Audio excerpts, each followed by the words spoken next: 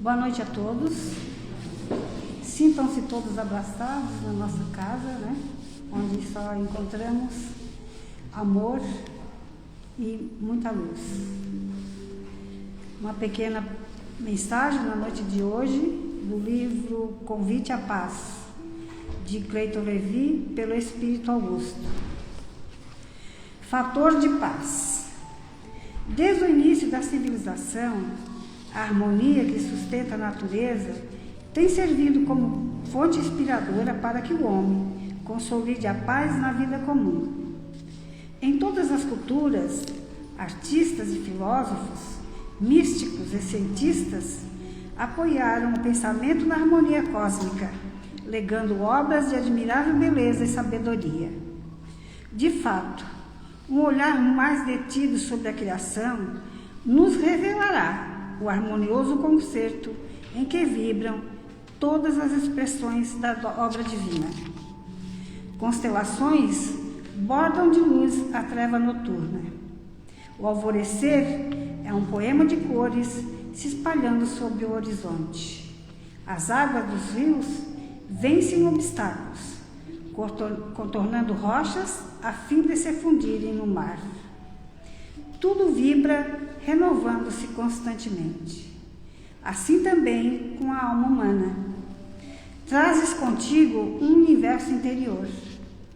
Teus pensamentos podem ser como estrelas, iluminando a sombra da ignorância. Tuas palavras podem constituir um poema de amor e fraternidade, colorindo a convivência junto àqueles que seguem contigo. Teus gestos terão a força dos rios, vencendo as rochas do preconceito e da indiferença, se mantiveres a correnteza da compaixão e da tolerância, impulsionando-te para o mar do amor divino. Pensa nisso e constatarás que a paz revelada na harmonia universal pode e deve surgir e consolidar-se no teu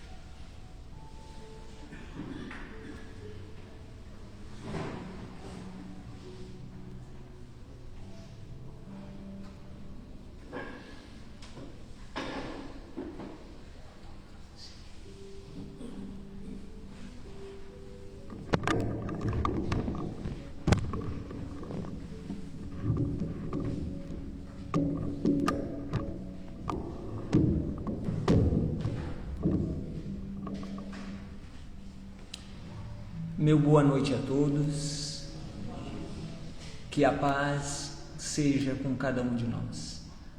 Essa foi a recomendação, a saudação em que o Mestre Jesus orientou aos 70 quando da sua ida para pregar a mensagem do Cristo.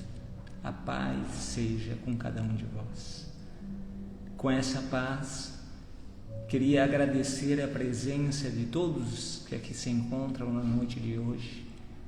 Sejam bem-vindos, abraçados e acolhidos por todos os trabalhadores dessa casa e da espiritualidade aqui presente.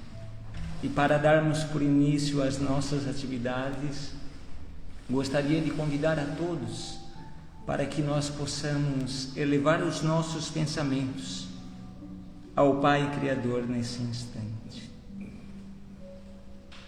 Agradecidos que estamos por esse momento. Senhor Deus Pai de amor e de bondade, elevamos a Ti, Senhor, nesse instante, os nossos mais sinceros sentimentos de gratidão. Obrigada, Deus Pai, pela dádiva da vida concedida a cada um de nós.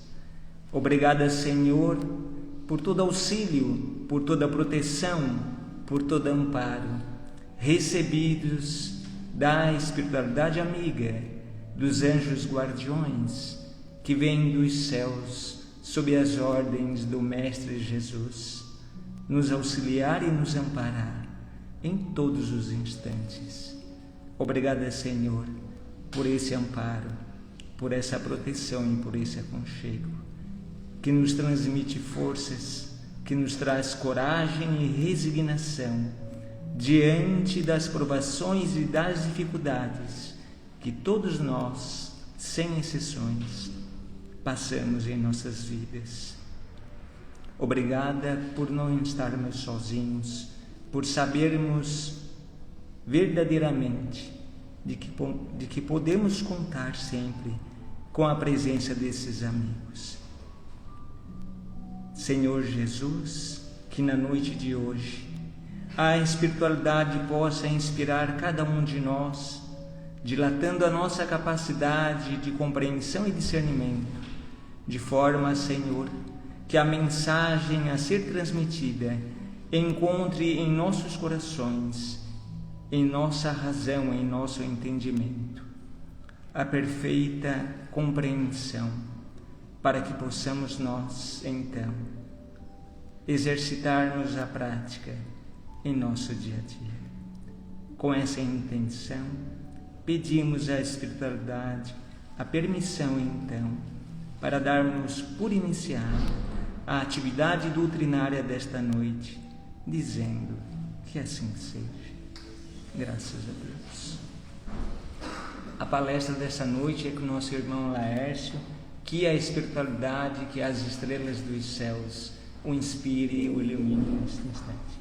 Que assim seja.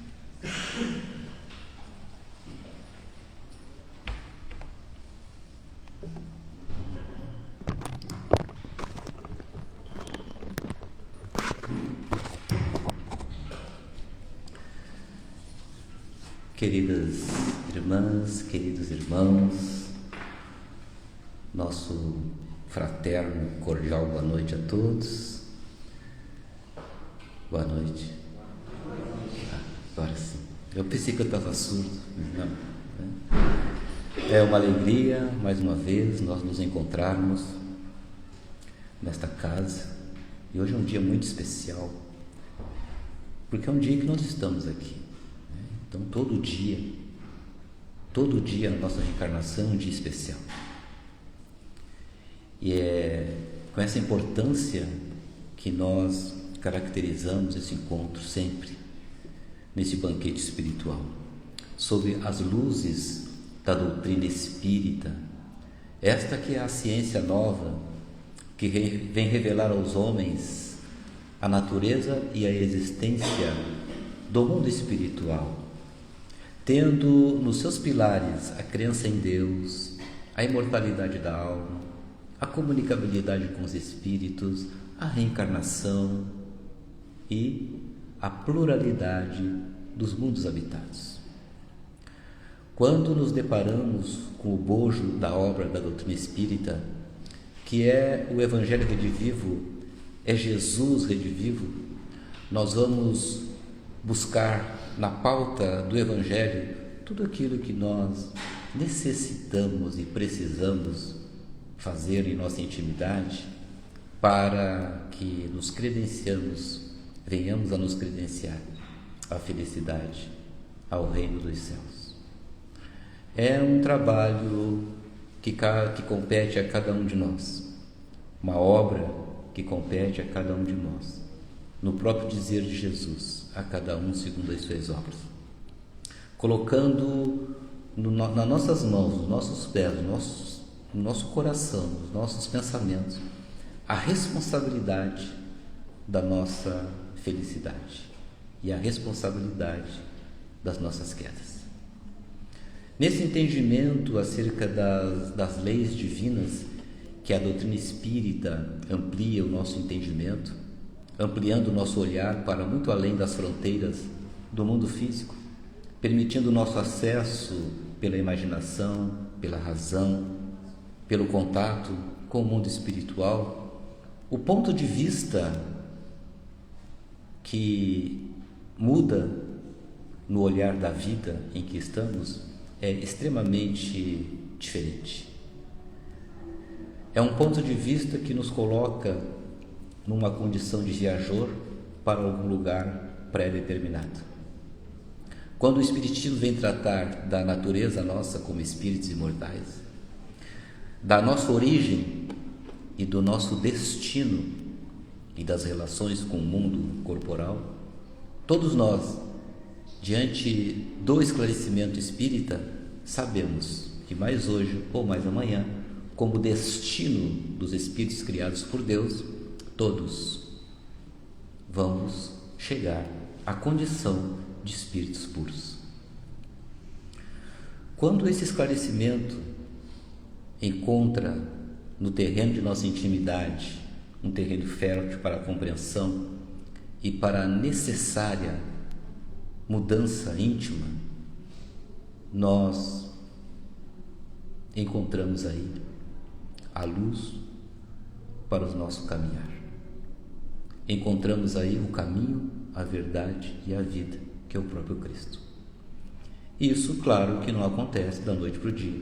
A natureza não dá saltos, mas é um processo que nós vamos descortinando à medida que a razão e o conhecimento vão encontrando ressonância com o nosso próprio fazer no cotidiano.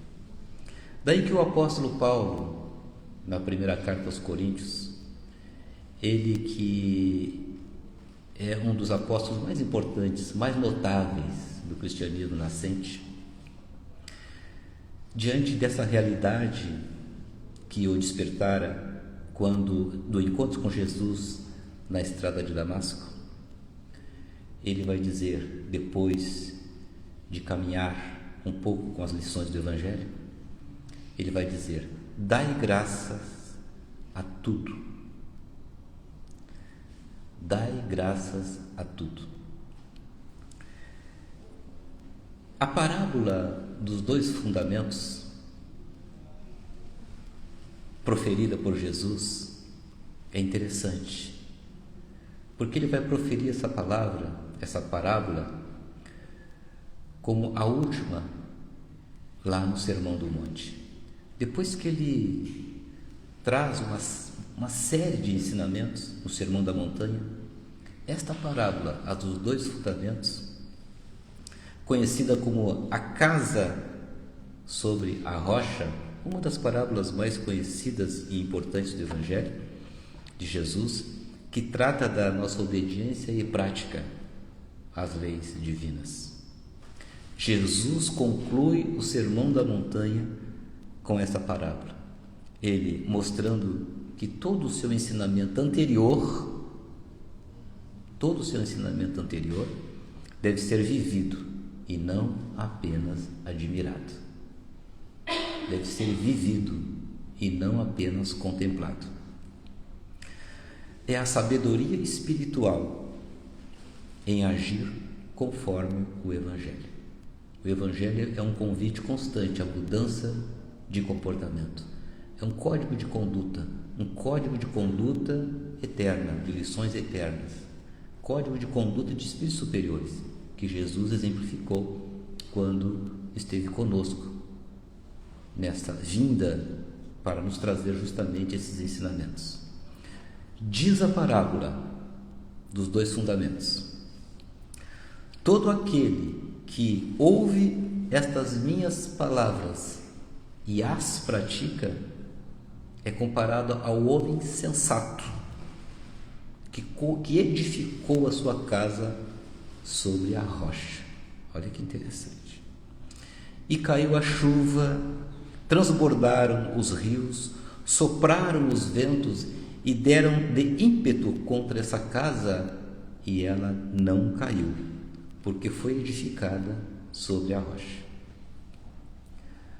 Continua Jesus na parábola: e todo aquele que ouve as minhas palavras e não as pratica é comparado a um homem insensato que construiu a sua casa sobre areia. E caiu a chuva, e transbordaram os rios, e sopraram os ventos, e deram de ímpeto contra essa casa, e ela desabou, sendo grande a ruína. Isso está em Mateus capítulo 7, versículos 24 a 27. É ou não é interessante? Estando nós, obviamente, de acordo com os ensinos dos espíritos superiores trazidos, responsáveis pela vinda do Consolador sob o comando de Jesus, através do mestre lyonês Allan Kardec, em 1857, os espíritos superiores vêm nos dizer que nós vivemos num plano de provas e expiações, e somos certamente atingidos, mais hoje ou mais amanhã, no curso da nossa existência, pelas tempestades, pelos rios que transbordam, que são a fórmula de tribulações que sopram em nossa casa íntima. O homem sensato a sustenta com resignação e com fé. Os mesmos rios que transbordam, os ventos que batem, também bate na casa do insensato, e que se vê muitas vezes cair em quedas que demandam longas reparações ao longo do curso da sua viagem. Veja como o ensinamento de Jesus, sob a lente, sob a abordagem espírita, elucida o simbólico que Jesus coloca nas parábolas. No entanto, continuamos, como todos nós somos filhos de Deus, Deus nos oportuniza sempre a nos conduzir na direção do reino, na sua direção, cujo fundamento maior é o amor. Quando este assim não acontece, o amor, a lei de causa e efeito age. A lei de causa e efeito é um ensinamento da doutrina espírita. Não é uma lei de ação e reação, que é diferente da lei de causa e de efeito. Essa lei de causa e de efeito age corrigindo a rota, essas que tem no GPS, que é preciso corrigir a nossa rota a fim de que, pelos desvios que provocamos em nossa própria caminhada, seja por ignorância, seja por falta de atenção e de vigilância, a dor é o recurso divino que corrige a rota, que nos traz de volta para o caminho onde possamos aí desenvolver o amor. Então, no estágio em que nos encontramos, a dor, quando não acontece pelo amor, a dor vem nos trazer esse alerta de que nós estamos desviados da rota, e isso pode comprometer muito a nossa caminhada. Então, esse recado da dor para aquele que é a nossa referência maior, Jesus vai nos dizer: olha, a cada um segundo as suas obras. Então, não acontece nada por acaso. Há uma causalidade dos acontecimentos da vida em que todos nós estamos. E ninguém conquista o reino dos céus senão pelo Mestre Jesus. Por isso ele vem dizer, eu sou o caminho. Se tivesse outro caminho para nós chegarmos a essa condição de espírito superior, ele teria dito, mas não tem.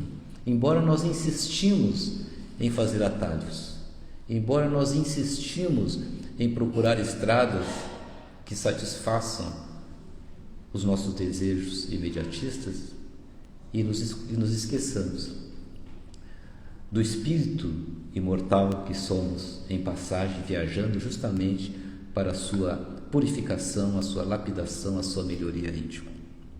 E portanto, então, é necessário que nós ouçamos Jesus, vivamos Jesus e sentir Jesus.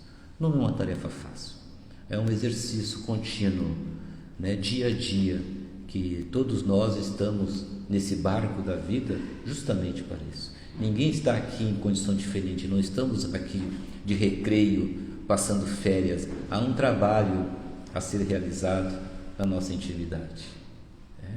Todos nós estamos sob o crivo da prova e da expiação. Ninguém está aqui só provando ou só expiando.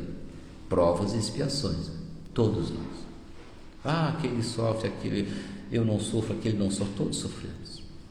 Os nossos olhos são limitados para perceber melhor as condições em que cada um se encontra no barco da existência. Diante dessa reflexão de que Deus está constantemente nos atraindo para Ele, que lembramos que um dos mais notáveis apóstolos, que é o Paulo, ele vai dizer então na sua carta aos Coríntios: dai graça a tudo, dai graças a Deus a tudo, porque a vida é o bem mais importante que Deus nos dá. E como é importante a gente pensar nisso. A vida é a coisa mais importante que Deus nos dá, configurando-se em múltiplas existências que são as oportunidades que Deus nos dá, nos atraindo para Ele. Quando nos desviamos da roda, pelo caminho da dor ou da dificuldade ou da expiação, e também pelo amor. Esses ensinamentos do apóstolo, obviamente, enfoca naturalmente a questão da gratidão. A gratidão a que todos nós devemos ter para com Deus. E às vezes nos falta muito essa oração, no nosso dia a dia, simplesmente agradecer a Deus, da importância de agradecer. O apóstolo nos incentiva, nos encoraja a nos voltarmos a Deus num gesto de humildade perante o nosso Pai, para agradecer todas as coisas. Veja, todas as coisas, mesmo as coisas boas que nos acontecem, como as coisas, entre aspas, ruins que nos acontecem. E como é preciso agradecer. Daí a gratidão diante de todos os acontecimentos na existência, onde somos colocados no campo das experiências provacionais e expiatórias. A expiação sempre é dolorosa, é o resgate obrigatório de um mal que nós praticamos em algum trecho da nossa caminhada evolutiva. Pois que estas experiências não são fruto do acaso, mas fazem parte de um conjunto de dificuldades que nós criamos em tempos remotos, em tempos recuados, quando decidimos o que queríamos para o porvir. Assim como nós estamos decidindo hoje, nas nossas escolhas, o que nós queremos para o porvir. Então essas escolhas, nós vivemos constantemente num processo de escolhas, ininterruptamente. Tudo que nós fazemos recai sob o âmbito das escolhas, do sim, do não, do ir, do ficar, do olhar, do não olhar, do parar, não parar, do comer, não comer. Tudo nós estamos fazendo escolhas. Já tivemos muitas experiências até o ponto em que nos encontramos hoje na experiência atual. Hoje, porque o ontem já foi. Por isso que hoje é um dia muito especial, quando eu falei no começo. Porque é um momento que nós estamos aqui, e esse é um momento mais especial para nós, porque é onde nós estamos na concretude dele, nem no virtual, nem na imaginação. Aqui é o momento do aqui e agora. Então, graças à bênção do esquecimento no processo reencarnatório, nós não nos deparamos com as coisas ruins que nós fizemos em vidas passadas. Se esta é a melhor versão da nossa reencarnação, imaginemos assim: para trás só pior. Então é bom não olhar para trás. Tem muita gente que ainda vai lá não sei aonde saber do passado. Não faz isso, que não vai encontrar coisa boa.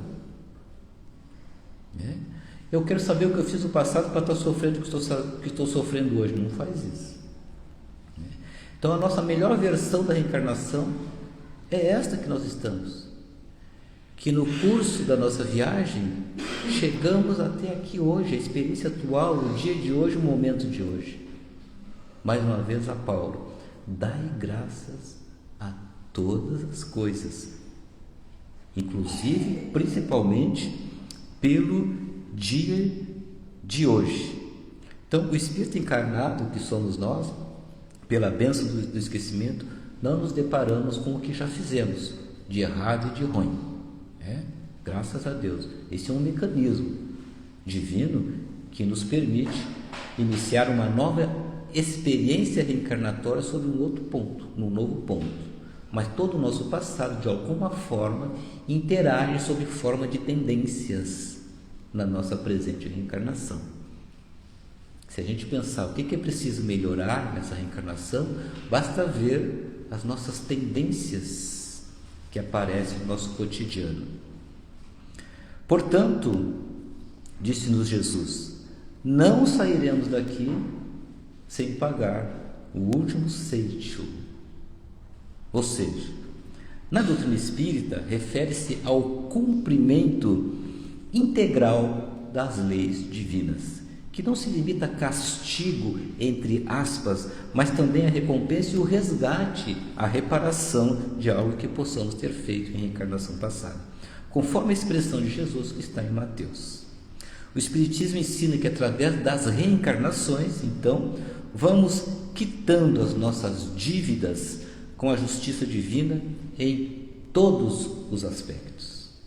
Senão, nós não nos tornaríamos espíritos puros. Então, esse mecanismo reencarnatório, nós vamos quitando os males que nós fizemos, que é a justiça divina, que Deus nos oportuniza, mas nos mínimos detalhes, até que todas as pendências sejam satisfeitas. Todas.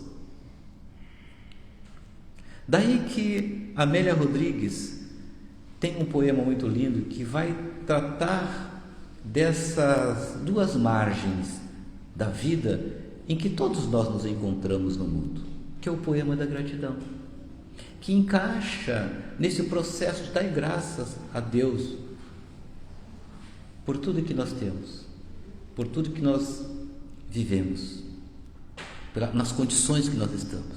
E ela começa justamente agradecendo.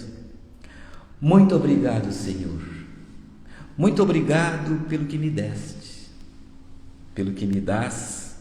Obrigado pelo pão, pelo ar, pela paz.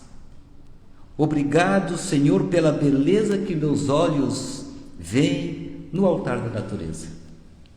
Olhos que fitam o céu, a terra e o mar, que acompanham a ave ligeira que corre fagueira pelo céu de anil e se detém na terra verde, salpicada de flores de tonalidades mil.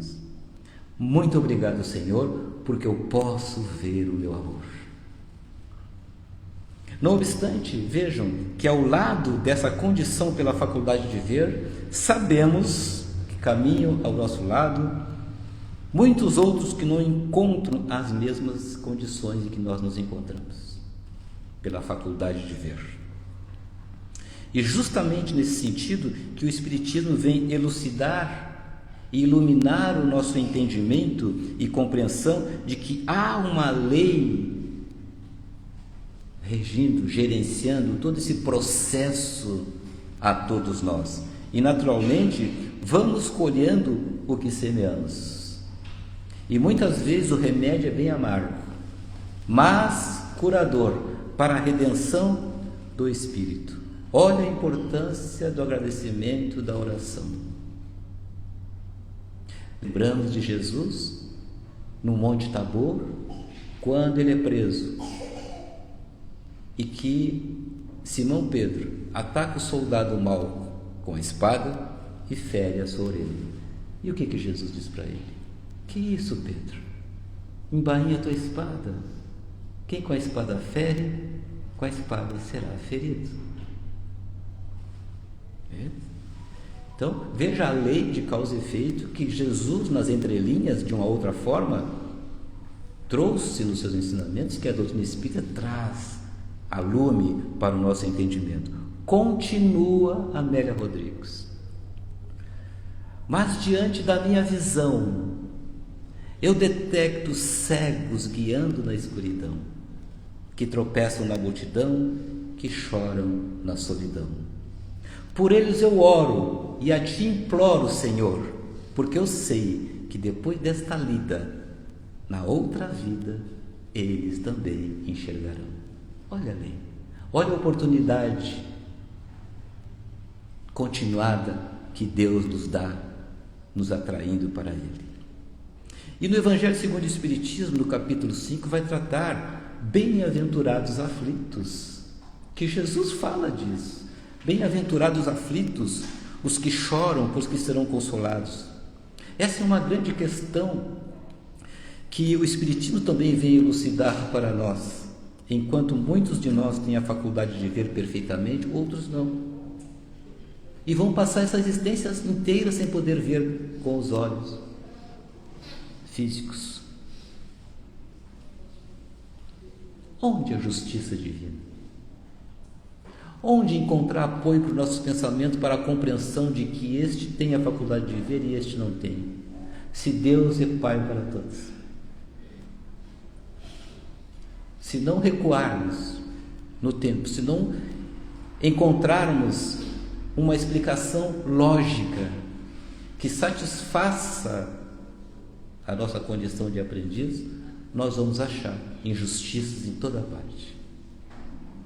Mas como entendemos que somos espíritos imortais e nós, milenares, que já passamos por muitas e muitas existências e que nessa caminhada acertamos e erramos, fazem parte desse conjunto das necessidades de evolução do espírito. É o espírito, é o Consolador prometido, o Espiritismo, que vai dizer isto: nascer, viver, morrer, renascer ainda, progredir sempre, tal é a lei. Isso é muito consolador, porque estamos, nas condições que estamos progredindo. Dificilmente alguém estaciona, mas pode estacionar. Dizem os espíritos que o próprio impacto na reencarnação gera um processo de despertamento para o espírito e para a nova experiência reencarnatória. Muito obrigado, Senhor, continua Amélia, pelos ouvidos meus, ouvidos que me foram dados por Deus, ouvidos que ouvem o tamborilar da chuva no telheiro, a melodia do vento nos ramos do olmeiro, as lágrimas que vertem os olhos do mundo inteiro.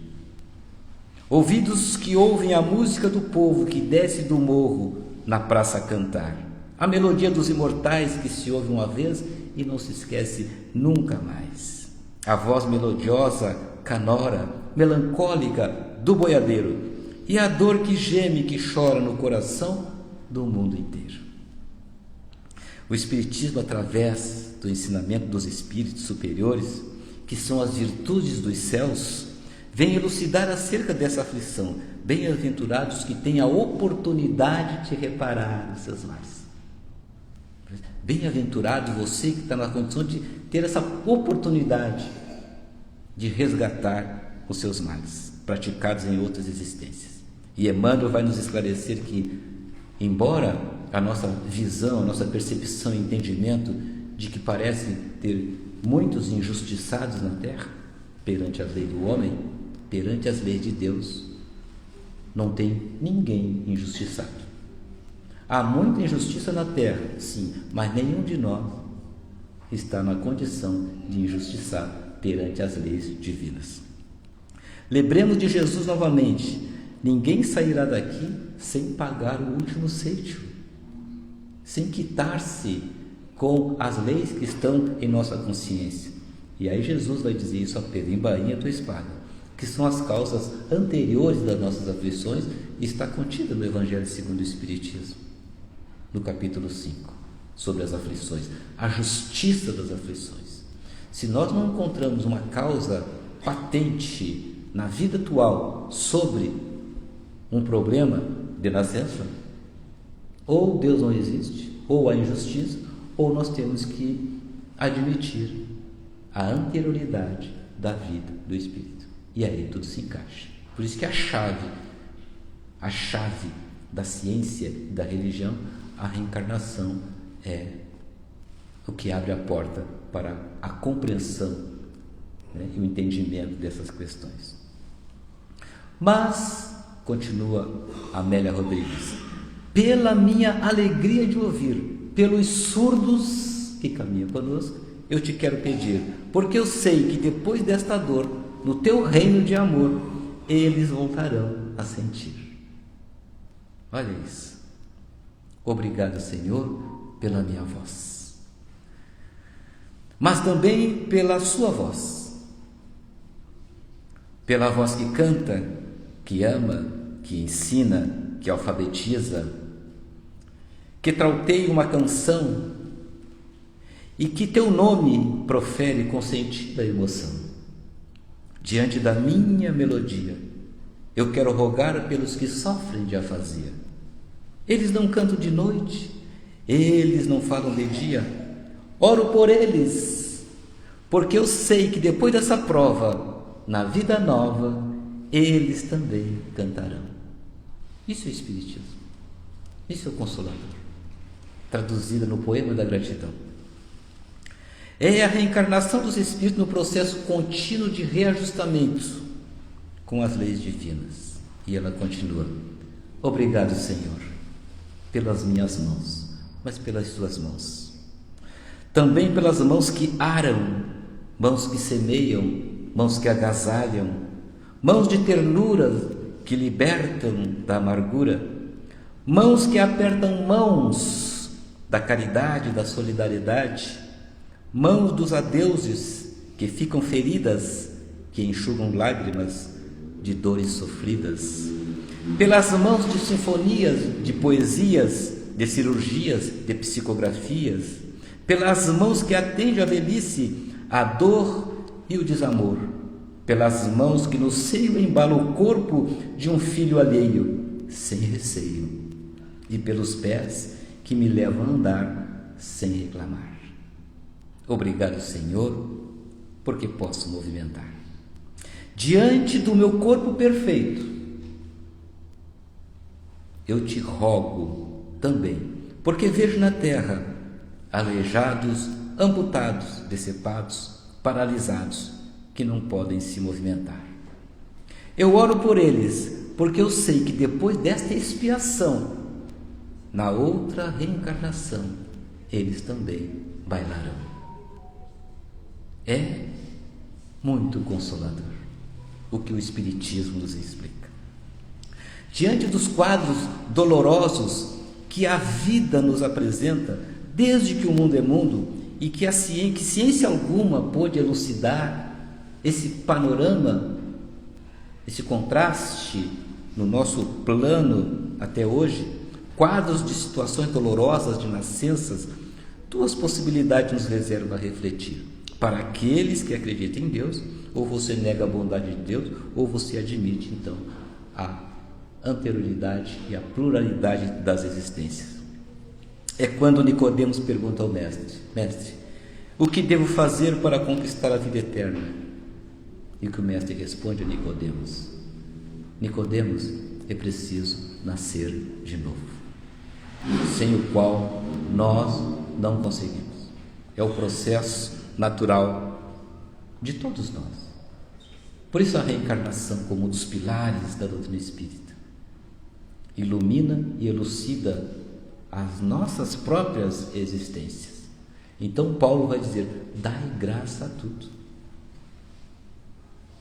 Mesmo que você tenha os olhos de ver, mesmo que você não tenha os olhos de ver, o espírito é mais importante do que o corpo, assim como o corpo é mais importante do que a veste que nós trocamos corriqueiramente. Continua Amélia: obrigado por fim, Senhor, pelo meu lar. É tão maravilhoso ter um lar. Não é importante que esse lar seja uma mansão, se é uma favela, se é uma tapera, um ninho, um gravado de dor, um bangalô, uma casa do caminho, seja lá o que for. Que dentro dele exista a figura do amor. Amor de mãe, amor de pai, de mulher ou de marido, do filho, de irmão, a presença de um amigo, a companhia de um cão, alguém que nos dê a mão. Mas se eu a ninguém tiver para me amar, nem um teto para me agasalhar, nem uma cama para me deitar, nem aí reclamarei, agradecerei. Pelo contrário, eu te direi: muito obrigado, Senhor, porque eu nasci. Obrigado porque eu creio em Ti. Pelo Teu amor, obrigado, Senhor. Tá bom? Muito obrigado. Que assim seja.